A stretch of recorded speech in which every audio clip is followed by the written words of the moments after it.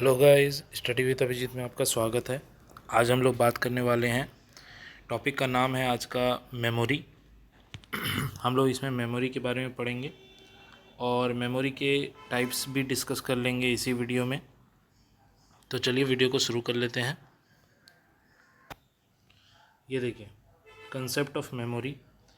Memory is a special ability of our mind to store when we learn something, recollect and reproduce it after some time. यानी कि memory एक तरीका का special ability है जो हमारे माइंड से रिलेटेड है।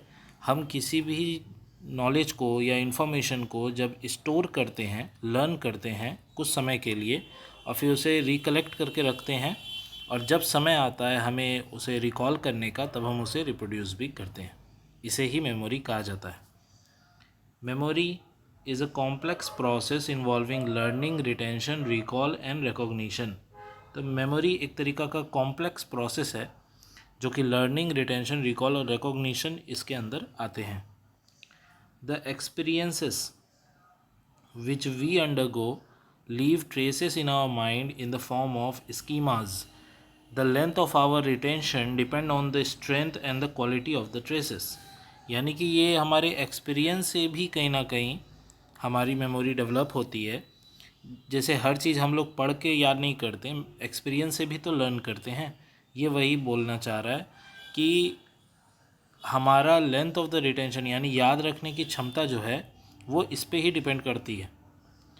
Memory is the experience that are concealed in the depth of the subconscious. बहुत बार हमारे दिमाग में ऐसी चीज़ें भी रहती हैं जो हम लोगों ने कभी पढ़ा नहीं है। इसका कारण क्या है कि हमारे सबकॉन्शियस माइंड ने उसे पढ़ा था और हम उस वक्त एक्टिव नहीं थे जिस वक्त हमें ये सब दिमाग में हमारा जा रहा था, लेकिन सही वक्त पे हमें याद आ गया।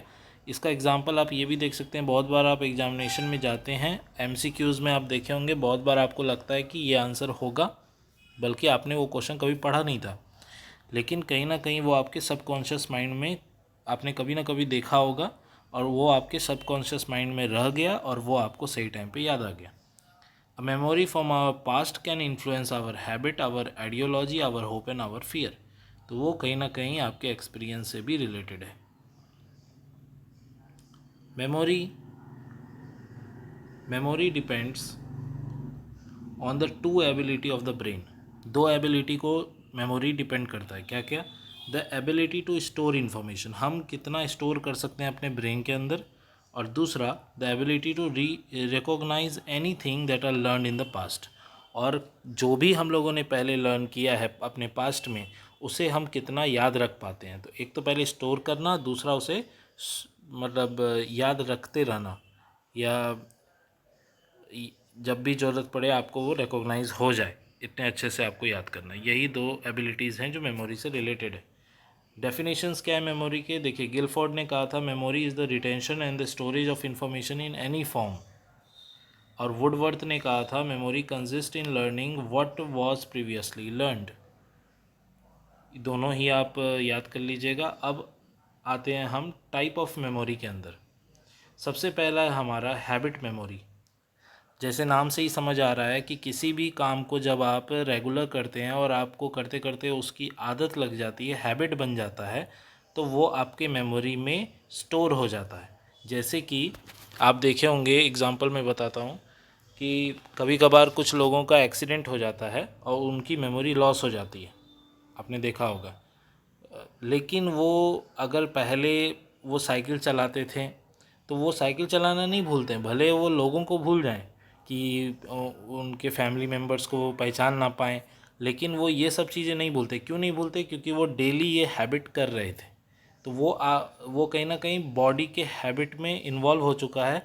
वो भले ही सब चीज़ भूल सकते हैं, लेकिन साइकिल वो पहले चला रहे थे या कार पहले चला रहे थे या बाइक पहले चला रहे थे, वो चलाना वो नहीं भूलेंगे। ये कहीं ना कहीं हैबिट मेमोरी का बहुत ही परफेक्ट एग्जाम्पल माना जाता है। The memory of an object और any work which are store in our brain for it repetition nature. बार बार करने की वजह से ये हैबिट मेमोरी डेवलप होता है। जैसे if we play the guitar for a long time we can memorise all chords in our brain. It is because of the repetition of playing the guitar. तो इसमें एक अलग एग्जाम्पल दिया है कि जब हम गिटार बहुत दिन तक बजाते हैं तो उसके सारे कॉर्ड्स हमें याद हो जाते हैं। सेकंड आता है, सेकंड जो टाइप है उसका नाम है आपका ट्रू मेमोरी। ट्रू मेमोरी क्या होता है? True memory is those which are stored in our brain through recollection of an experience. यानी कि जिस भी चीज़ को हम एक्सपीरियंस से सीखते हैं, पढ़ के नहीं करके सीखते हैं, वो हमारा ट्रू मेमोरी कहलाता है। True memory involves the ability to reproduce a learn material without any mechanical instrument. यानी कि किसी भी चीज़ को हम याद कर लेते हैं बिना उसे पढ़े। ये ट्रू मेमोरी का सबसे अच्छा एग्जांपल है कि आप प्रैक्टिकल्स करते हैं और उसमें आप चीज़ों को समझ जाते हैं, और जबकि आप थ्योरी उसका पढ़े ना भी हों तो भी आपको चीज़ें समझ आने लग जाती हैं। थर्ड जो आपका आता है वो है रोट मेमोरी। जैसे कि नाम में पता चल रहा है रोट मेमोरी, तो यानी ये ऑरल रिपीटेशन, जो आप जनरली मैक्सिमम लोग जो पढ़ाई करने बैठते हैं वो क्या करते हैं, बोल बोल के पढ़ते हैं ना।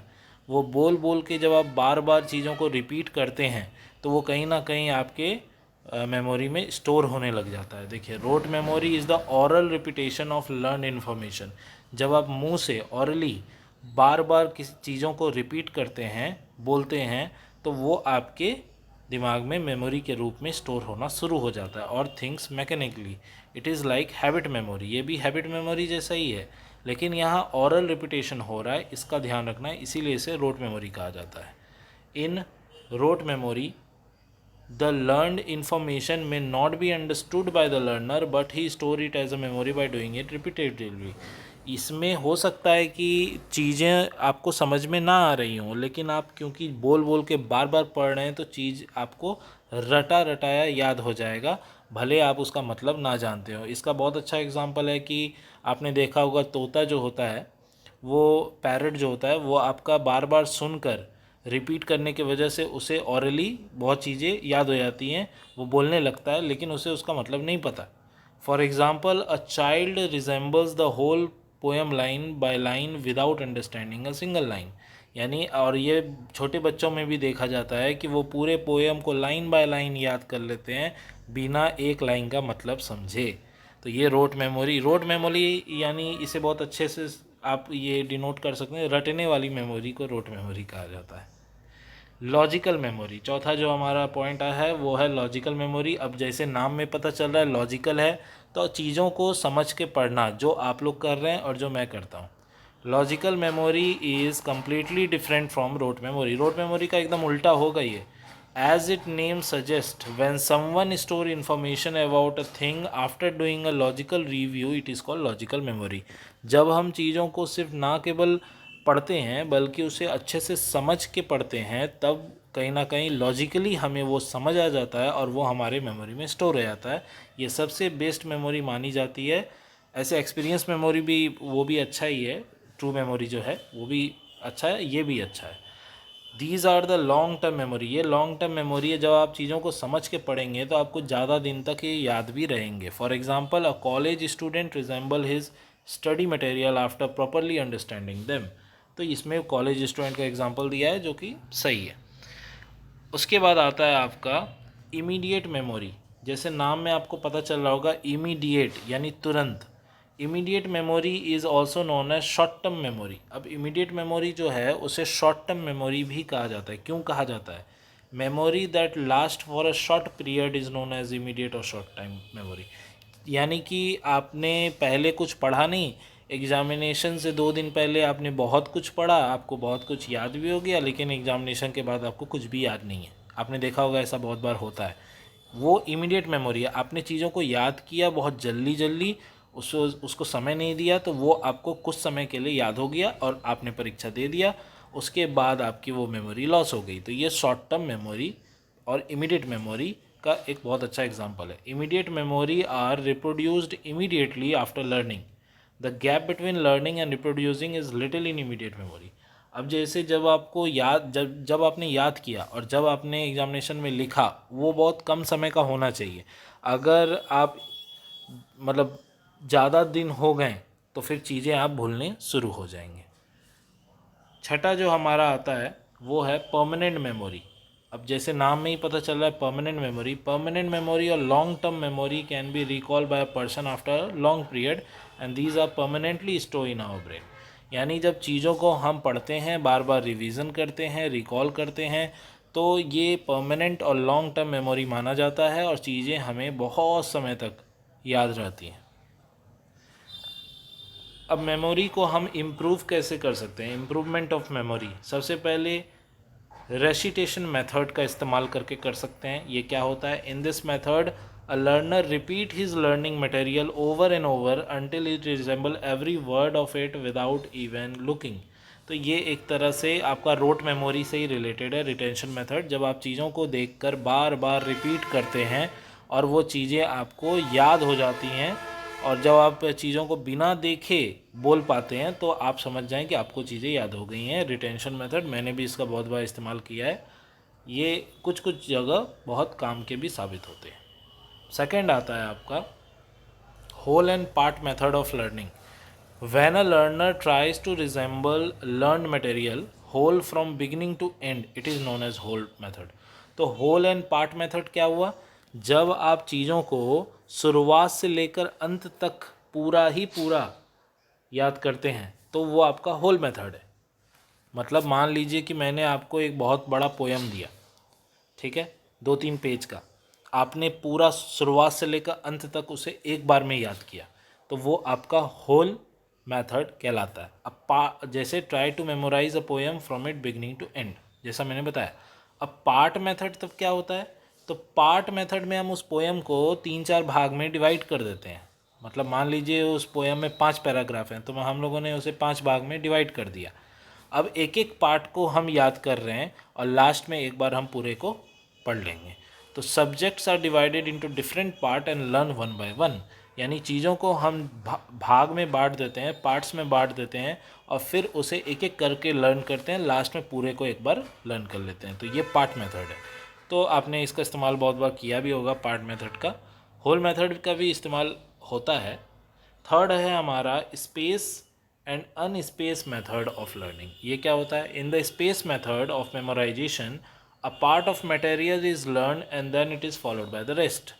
स्पेस मेथड में क्या हुआ कि एक पार्ट ऑफ मटेरियल आप याद किए और फिर उसे ही फॉलो करके आप आगे चलेंगे। अनस्पेस मेथड में क्या होता है? Material are learn in one sitting without any rest in between. यानी कि स्पेस मेथड में क्या हुआ कि आपने मान लीजिए आपके पास एक बहुत बड़ा ऐसे है, तो आपने ऐसे का कुछ पार्ट याद किया, फिर आप थोड़ा सा गैप लिए, रेस्ट लिए, फिर आपने अगला पार्ट याद किया। ये हो गया स्पेस मेथड। अनस्पेस मेथड यानी आप बैठे और पूरा का पूरा ऐसे आप बिना कोई रेस्ट लिए, बिना कोई गैप लिए उसे पूरा का पूरा लर्न कर लिया, तो ये हो गया अनस्पेस्ड। Researchers find that space method of memorization more effective as the learner get time to refresh his body and mind. Researchers ने ये बताया कि स्पेस मेथड अनस्पेस मेथड से ज़्यादा कारगर और इफ़ेक्टिव साबित होता है, क्योंकि इसमें लर्नर को थोड़ा सा माइंड फ्रेश करने के लिए समय मिल जाता है, बॉडी भी रिफ़्रेश हो जाती है, तो उससे चीज़ें बहुत अच्छे से और जल्दी याद होती हैं। अब आता है चौथा, method of association. The principle of association is useful in memorization. If a learned material is associated with the help of previous knowledge of the learner, it will make it easy to remember it. देखिए association का क्या मतलब हुआ?